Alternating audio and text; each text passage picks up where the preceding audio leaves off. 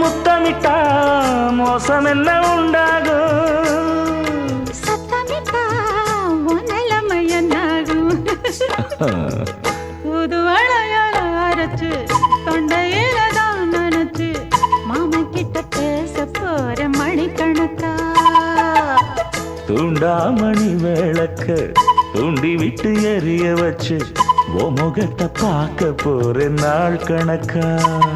அந்த இந்திரன் சந்திரனும் மாமன் வந்தா எந்திரிச்சு நிக்கணும்.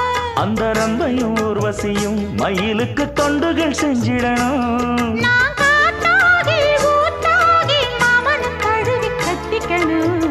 தூது வளையல அரைச்சு தொண்டையில தான் நினைச்சு நானும் கூட பேச போறேன் மணிக்கணக்கா.